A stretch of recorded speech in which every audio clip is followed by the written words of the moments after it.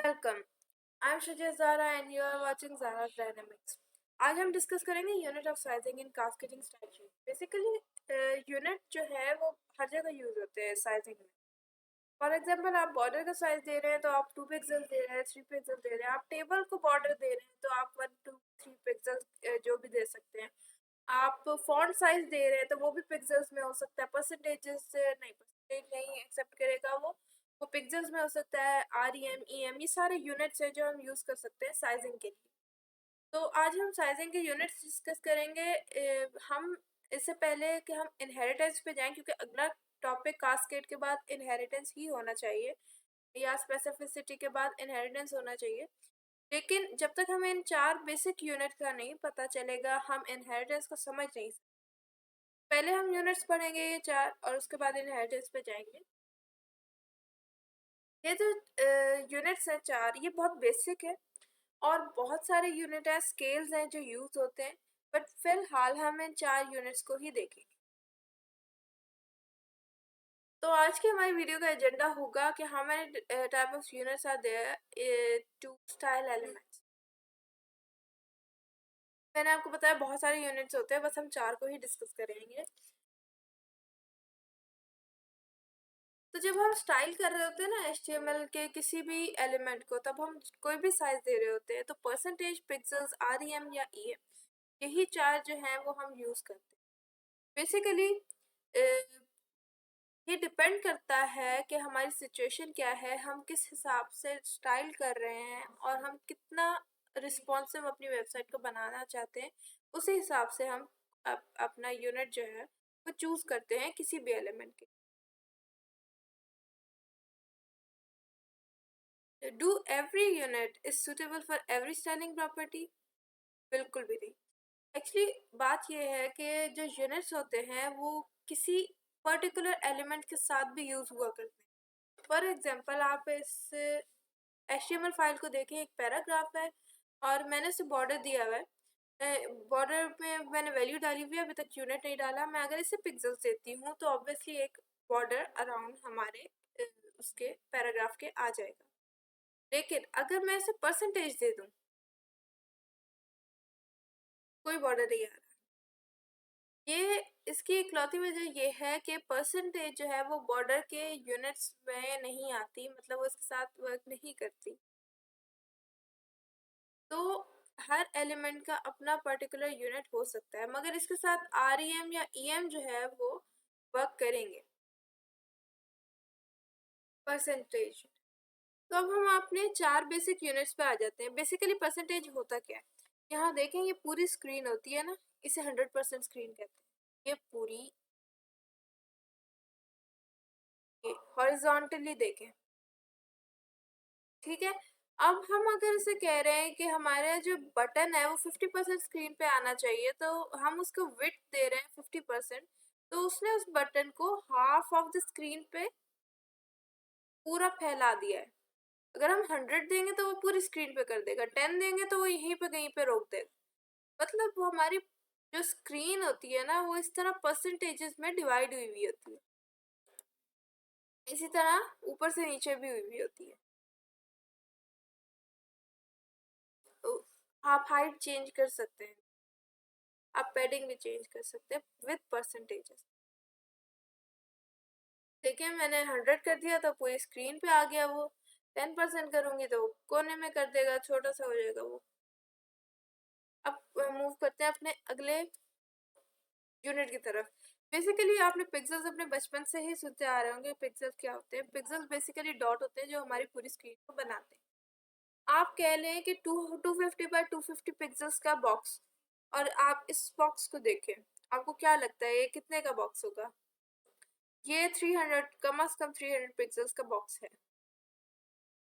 300 bye 350 और 300 bye 400 I guess, या फिर 300 बाय 300 भी हो सकता है, क्योंकि स्क्वायर भी हो सकता है। जैसे ये आइडिया नहीं हो रहा, तो मतलब हर चीज को हम इस तरह पिक्सल्स में देख सकते हैं।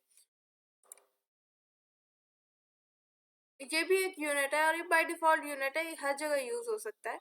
मगर दोनों परसेंटेज और पिक्सल्स यूनिट जो हैं वो बहुत ही रिजिड यूनिट्स हैं। ये रिस्पॉन्सिवनेस कम कर देते हैं।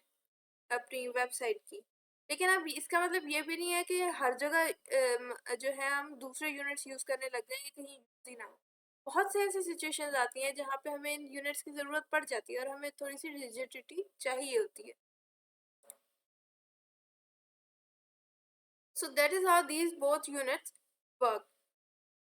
आप इसमें और चीज़ें ऐड करके देख लें, इन यूनिट्स की प्रैक्टिस करें दोनों की। लेकिन इनको समझना या इनको इम्प्लीमेंट करना इतना मुश्किल नहीं होता। असल मुश्किल हमारी आती है आरईएम और ईएम। सो नेक्स्ट यूनिट्स पे मूव करते हैं विच इज़ आरईएम। इसके नेम से ज़ाहिर हो रहा है REM, R stands for root. EM जो है वो एम्फसाइज के लिए यूज़ होता है, लेकिन यहाँ पे एक बेसिक स्टैंडर्ड यूनिट यूज़ हुआ। जब हम आरईएम किसी भी किसी भी प्रॉपर्टी को वैल्यू देते हैं आरईएम की, तो इसका मतलब हम रूट एलिमेंट को टारगेट करें। अब रूट एलिमेंट क्या है? रूट एलिमेंट हमारा HTML टैग होता है, हमारा H1 H2 टैग, मतलब जो बेसिक टैग्स और उनके बाय डिफ़ॉल्ट साइज़ होते हैं ना, फॉन्ट साइजेस या कोई भी साइजेस, आरईएम उनको टारगेट करता है। मतलब जो डिफ़ॉल्ट साइज़ होगा उसके हिसाब से उस एलिमेंट का साइज़ ये चेंज करता है जहाँ पे ये लगाया जाता है। ए और ईएम दोनों तकरीबन एक जैसे ही होते हैं, बस इनमें एक बहुत ही छोटा सा माइनर सा डिफरेंस होता है। देखिए मैंने 33 कर दिया, आरईएम वो नीचे चला गया। ये लाइन हाइट, मतलब ये जो लाइन हम यूज़ कर रहे हैं ना, इसकी हाइट को बता।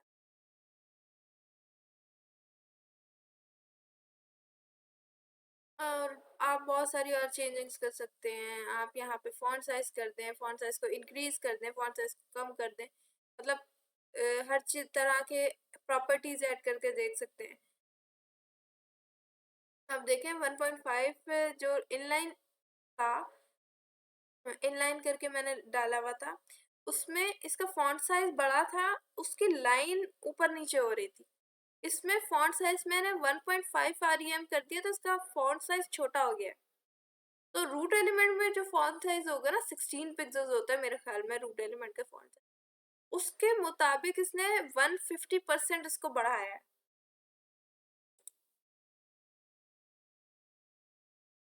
क्योंकि 1.5 आरईएम का मतलब होता है 150%।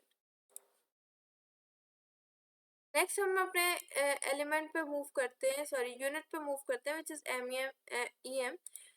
दोनों आरईएम और ईएम सेम होते हैं। यहाँ पे मैं जस्ट आपको दोनों डाल के दिखा दूंगी ताकि आपको डिफरेंस फील नहीं होता इन दोनों का।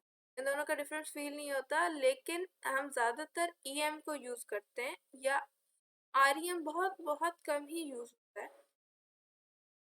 हम ये भी कह सकते हैं कि आरईएम ईएम की ही अगली फॉर्म है। ये लोग रिस्पॉन्सिवनेस प्रोड्यूस करते हैं। इसकी वजह ये है कि फॉर एग्जांपल ईएम जो है वो अपने पेरेंट एलिमेंट से साइज ले रहा है। अब पेरेंट एलिमेंट हो गया 20 पिक्सेल्स का, क्योंकि हमारा मोबाइल में हमने वेबसाइट ओपन की है। पेरेंट एलिमेंट हो गया 20 पिक्सेल्स का, और जो ओरिजिनल हमारा शुरू में लैपटॉप पे हमारी जब वेबसाइट ओपन होती है तो पेरेंट एलिमेंट होता है 200 EX का। तो अब वो स्क्वीज होके 20 PX पे या 20 REM पे या EM पे आ गया। तो उसी हिसाब से उसकी हेडिंग, उसके पर्टिकुलर एलिमेंट्स जो है वो श्रिंक होके कम पिक्सेल्स या कम REM के हो जाएंगे ऑटोमेटिकली जब हम EM या REM यूनिट्स यूज करेंगे। सॉरी, EM REM की वैल्यू फिक्स रहती है, वो रिलेटिव काम करते हैं, मतलब एक के ऊपर दूसरा डिपेंड कर रहा होता है। इस हिसाब से अगर ऊपर वाला छोटा होता जा रहा है तो नीचे वाला ऑटोमेटिकली स्क्वीज होता चला जाए। ऐसे जो है हमारे REM और EM वर्क करते हैं। मैं यहाँ पे आपको करके दिखा नहीं सकती, लेकिन आप इस वक्त EM जो है उसको समझ लें कि डालते किस तरह है, यूज़ किस तरह करते हैं। क्योंकि जब हम इनहेरिटेंस का टॉपिक कवर करेंगे तो ये रिस्पॉन्सिवनेस और ये सारी चीज़ें ज़्यादा वहाँ पे क्लियर होगी।